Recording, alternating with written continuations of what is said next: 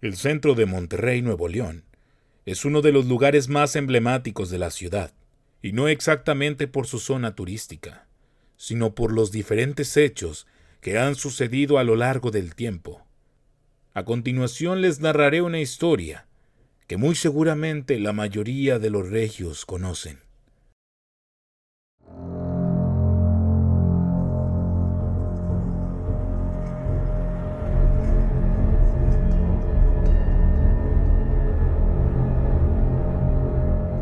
En toda oficina hay leyendas urbanas, historias que se cuentan y que perduran con el paso del tiempo. La de hoy es muy familiar para todos los que trabajaron o trabajamos en las oficinas del periódico El Norte, ubicadas en el primer cuadro de la ciudad de Monterrey, Nuevo León. Cuenta la leyenda que allá por los años 30, en la esquina de Washington y Zaragoza, en lo que hoy es el primer cuadro de la ciudad de Monterrey, no había nada más que un terreno. En aquel entonces, aquel terreno lo ocupaba una carpa con un espectáculo circense, la cual resulta que una madrugada se incendió y acabó con la vida de algunos animales, y peor aún, con la vida del dueño de la carpa, quien al ver las llamas intentó a toda costa de salvar las vidas de quienes estuvieran adentro. Lamentablemente, él no vivió después de ese suceso. Tiempo después, ese espacio fue ocupado por Editora El Sol, que recién estrenaba su producto matutino, el periódico El Norte. La casa editora crecía y se expandía poco a poco hasta ocupar toda la manzana, y con su construcción también se hablaba de historias extrañas, especialmente en esa parte conocida ahora como el edificio antiguo del periódico. En la actualidad, casi no hay empleados en este lugar, pero cuando la hemeroteca y el laboratorio fotográfico funcionaban en el quinto piso, siempre hubo cosas de qué hablar. Ruidos en oficinas vacías, susurros de voces y siluetas que pasaban de un cuarto a otro en lugares cerrados. Incluso hubo empleados que reportaron haber sido encerrados en el baño cuando no había nadie más presente. Una ocasión se llegó a quemar una zona de dicho edificio, y hasta eso se lo achacaban al misterioso personaje. Aguas con el cirquero, decían. Al final de cuentas, todo eran historias, y como siempre he tratado de ser escéptico en este tipo de cosas, solía burlarme de quienes las contaban, hasta cierto día que alguien quiso darme una pequeña lección al respecto. Sucedió en la hemeroteca un sábado de marzo del 2002. Eran alrededor de las 3 de la tarde. En ese entonces, trabajaba en un proyecto de investigación sobre contenido editorial, del año 1922 a la actualidad. Revisaba libros con ejemplares originales del periódico. Vaya que hacer esto fue interesante. Ese día solo habíamos 2 personas, hasta el momento en que el compañero estaba de guardia me dijo: «Ya me voy a comer, compadre. ¿Necesitas más libros o con estos tienes hasta que regrese?» «No te apures, men», le contesté. «Con esto tengo para entretenerme un buen rato». Había mucha confianza con él ya que llevábamos tiempo de conocernos. Mi compañero se fue y yo me quedé solo en la oficina de consulta. Era un cuarto con paredes de vidrio, a través del cual podíamos ver muy bien gran parte del lugar. Habían pasado algunos minutos y me encontraba totalmente concentrado en los libros, cuando de pronto vi de reojo que mi compañero regresó a su lugar. «¡Cabrón! ¡Comes de volada!», le dije sin dejar de ver el libro que tenía sobre la mesa. «¿O qué se te olvidó?». Siempre viendo de reojo, pude apreciar que mi compañero se movió de su lugar y caminó al fondo, a donde estaba el baño. Él nunca me contestó. Yo seguí con lo mío, cuando a los 30 o 40 minutos se abrió la puerta del frente y el ruido hizo que volteara a verlo. En eso volví a preguntarle: «¿Cómo fue, compadre? Siempre que se te había olvidado». Él respondió extrañado: «¿Qué? ¿De qué hablas, men?». «De que apenas te fuiste y regresaste por algo». Me miró aún más extrañado y solo movió su cabeza diciendo no. No le di más importancia y seguí con lo mío. Traía una cámara Coolpix para tomar algunas portadas que me llamaran la atención, pero extrañamente la pila se acabó antes de lo usual y tuve que terminar mi sesión por ese día. Así que le pedí a mi compañero que cuidara mis cosas mientras iba al baño a lavarme las manos. «Claro, aquí déjalas», respondió él. Para llegar al baño había que recorrer un pasillo que se iba haciendo cada vez más angosto. Al final se oscurecía el camino, pues la iluminación del lugar era muy vieja. El foco era pequeño y muy amarillo. Colgaba a manera de lámpara antigua y estaba lleno de tierra. Finalmente atravesé todo eso y entré al WC, que era un cuarto diminuto con una iluminación igual de vieja que la del pasillo. Solo había un retrete y un mingitorio. La luz solo abarcaba la parte del lavamanos, y aunque solo estuve ahí algunos segundos, para mí fueron eternos. Pues mientras me lavaba las manos, sentí uno de esos escalofríos que hacen que te cuestiones qué rayos está pasando. A través del espejo, vi que la puerta del retrete estaba cerrada, pero pude escuchar un pequeño suspiro detrás de la puerta. Agarré el papel para secarme las manos y la empujé. La puerta se abrió y no había nadie. ¿Qué pedo conmigo?, pensé. Tiré el papel en el bote y justo al salir del baño, me quedé inmóvil. El escalofrío que sentí al principio no fue nada en comparación con esa sensación. Sabía que alguien estaba detrás de mí. Podía sentir su presencia. El detalle es que yo no sabía que no había nadie más. ¿Cómo rayos eso era posible? Mi cuerpo quería correr, pero mi mente me pedía voltear. Necesitaba ver qué era lo que estaba pasando. Contuve la respiración y lentamente giré mi cuerpo. Fueron solamente unos segundos, pero pude ver la sombra de alguien reflejada en la pared, como si ese alguien estuviera parado en el lavamanos adentro del baño, y su sombra se reflejaba en la pared de afuera. Mi reacción fue extraña. Comencé a reírme y a parpadear fuertemente los ojos, como queriendo pensar que quizá era cosa de mi imaginación, y al cerrar y abrir los ojos varias veces, la sombra desaparecería. Pero no fue así. Solo me fui caminando hacia atrás lentamente por todo el pasillo, hasta llegar a donde estaba mi compañero, a quien le pregunté de inmediato quién más había pasado allá atrás. Él respondió que no había nadie más, solo estaba yo. No le creí y le volví a preguntar en un tono más molesto: «Güey, dime la verdad, ¿quién más pasó para allá? Fue alguien del cuarto piso, ¿verdad? ¡Dime!». Él me devolvió la pregunta: «¿Qué fue lo que viste? ¿Viste algo, verdad? No mames, dime qué viste». «Nada, no vi nada. Ya me voy, compadre». Tomé mis cosas y antes de que pudiera salir, mi compañero también tomó las suyas y me dijo: «Yo no me voy a quedar aquí solo». Ambos salimos de ahí, y ya cuando se nos pasó el susto regresamos. Analizamos cada escenario y movimos la luz del foco del baño para ver cómo se reflejaba en la pared estando alguien adentro. Y efectivamente así fue. Pero no encontramos explicación para ver por qué había una sombra afuera, pero nadie adentro. Con el paso del tiempo, mucha gente hizo de esa historia un teléfono descompuesto. «Oye, güey, ¿supiste que encerraron a un vato en el baño de la hemeroteca? Ha de haber sido el cirquero. Dicen que lo encontraron inconsciente en el suelo. Lo curioso es que yo sabía perfectamente lo que había pasado, pero no había manera de explicarlo. Yo seguí trabajando en el proyecto de la hemeroteca y afortunadamente no volví a pasar por algo igual. Pero he seguido escuchando historias y todo lo inexplicable siempre va de la mano de ese personaje. No te quedes muy tarde.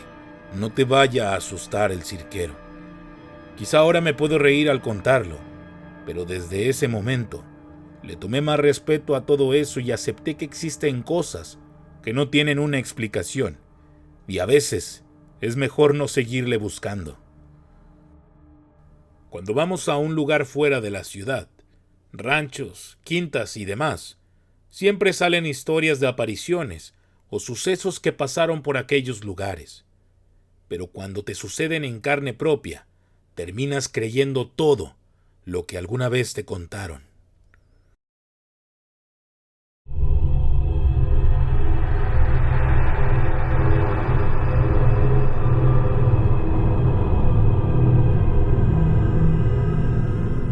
Siempre me ha gustado el campismo. Sin embargo, ya tenía muchos años de no irme a pasar un fin de semana al aire libre y dormir en medio de la nada. Hasta que de pronto alguien hizo el comentario: vámonos para la laguna de Sánchez o Potrero Redondo. Y si nos vamos para allá, para Montesur, déjense de cosas. Mejor vámonos para General Terán, allá al terreno de Beto. ¿Cómo ves, compadre? ¿Estarán listos para quedarse por aquellos lugares? Beto asintió con un rostro serio. Que se arme. Yo nunca había ido para allá a acampar. De volada empecé a indagar qué onda con el lugar. El terreno es propiedad de la familia de Beto. No sé cuánto mide, pero Mario dice que es bastante grande, y en el centro de la propiedad tienen una especie de palapa que ya tiene muchísimos años. Habría que irnos con tiempo porque literal, el lugar está en medio de la nada. A los lados solo hay 2 sierras y no hay bullicio, no hay gente, no hay nada. Incluso hasta para llegar, hay que ver si aún hay paso para la camioneta, pues la maleza hace lo suyo y va cubriendo los caminos que ya están trazados. Quizá haya que volver a abrir el paso a machetazos. Total, todo sonaba bastante extremo, con madre. El pequeño viajecito era de sábado para domingo, solo una noche allá. Éramos 4 güeyes. Al principio éramos más, pero típico, que llegado el momento muchos empiezan a pandear y sacan barras para no ir. Ni pedo, somos los que estamos, vámonos. Ya en el camino, Mario comentaba que tenía muy chidos recuerdos de aquel lugar, pues es camarada de la infancia del Beto, iban muy seguido. Incluso, cuando estaban en la prepa se agarraban las motos y se iban hasta allá los fines de semana para hacer la carnita asada y pistear con más raza. Contó anécdotas muy chidas y otras que al final le bajaron 2 rayitas al ambiente. Hay una cosa muy cabrona que sucede cada que vamos para allá.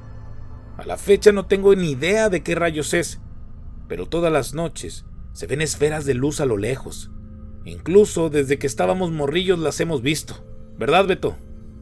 Todos reímos nerviosamente. Mames, güey, ya vas a empezar con las leyendas del pueblo. Ya estaba oscureciendo cuando llegamos a Terán, pero aún faltaba el tramo más largo al terreno, pues había que tomar el camino de terracería y un pequeño vado que quién sabe en qué condiciones estaría para transitar.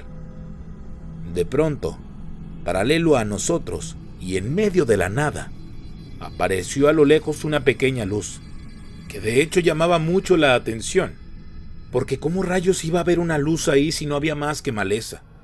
Total, que Beto iba manejando, Mario iba de copiloto, y atrás íbamos 2 cabrones que al ver la luz, bajamos el vidrio y comenzamos a reírnos y a gritar: ¡súbela la luz, güey!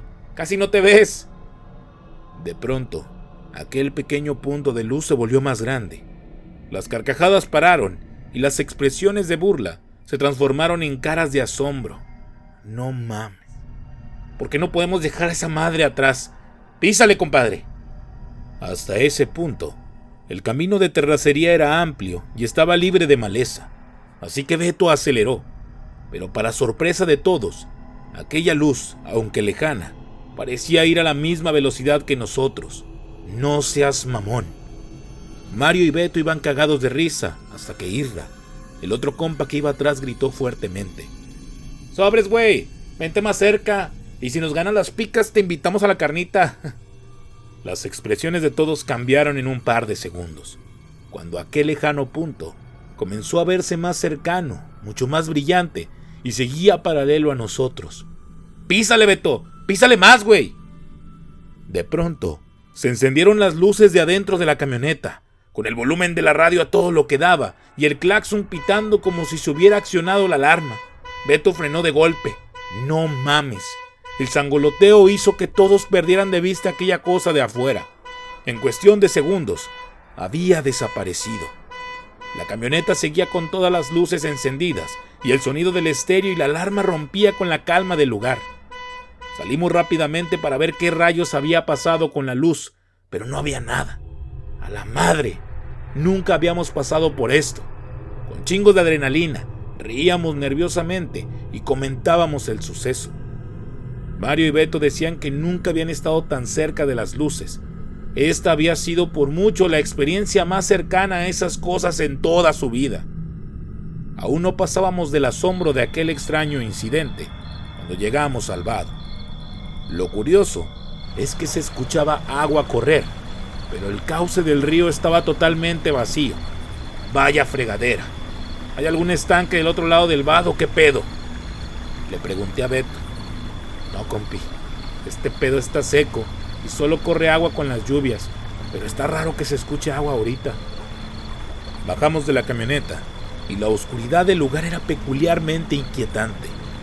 Los árboles filtraban la luz de la luna, dejando marcados contrastes con las siluetas de las ramas más altas, pero más inquietante aún era el hecho de escuchar claramente el murmullo del agua sin poder ver absolutamente nada. Mario cortó varias ramas con el machete y Beto seguía con un semblante de extrañeza. ¿Qué fue, compadre? ¿Todo bien?, pregunté. Simón, compi, todo bien. Vámonos, Mario. Yo creo que por ahí ya la libramos. Los tres observamos de nueva cuenta el camino y antes de subir a la camioneta, Mario quedó totalmente inmóvil. Beto y yo lo miramos mientras apuntaba lentamente hacia donde estaba Isra. Por un momento pensé que aquello era algún efecto de la luz de la luna, pero no. Claramente podía verse a alguien más sentado al lado de Isra. Parecía una mujer ya grande. Su mirada se perdía al frente y parecía estar moviendo los labios. ¿Acaso estaba diciendo algo? Isra estaba hipnotizado con su teléfono y no se había dado cuenta de lo que estaba pasando. ¡Isra! ¡Isra, voltea, güey! Israel levantó su mirada, vio nuestra cara de espanto y por inercia volteó a un lado para después abrir la puerta y salir corriendo de la camioneta. Corrimos hacia arriba del vado unos 8 metros. Desde ahí podíamos ver claramente que no había nadie más adentro del vehículo. Tardamos unos 10 minutos en regresar, pero recuerdo que antes de entrar de nueva cuenta a la camioneta, ya no se escuchaba el agua correr. Todo era silencio absoluto. Entre risas nerviosas y un evidente miedo, llegamos al terreno. Pusimos la tienda de campaña, pero realmente no dormimos. Pasamos toda la noche tratando de hallar una explicación a lo que acabábamos de pasar, pero era obvio que no la hallaríamos. Al día siguiente, con luz de día y ya de regreso, nos volvimos a detener en aquel vado, como tratando de rascarle un poco más a todo el asunto, pero no encontramos nada. ¿Cuál sería la historia de esa señora? Es decir, suponiendo que en verdad hubiera sido una señora, Isra dijo que jamás escuchó nada, con todo, y que le dijimos que la señora parecía estar diciendo algo. ¿Y por qué después de aquella aparición dejó de escucharse el susurro del agua? La explicación de aquel viaje sigue en el aire. Si te gustó la historia, dale like y compartir. No olvides darle clic en la campanita para avisarte cada vez que tengamos un nuevo video. Mi nombre es Jonathan Espinosa y esto es Leyendas de Monterrey.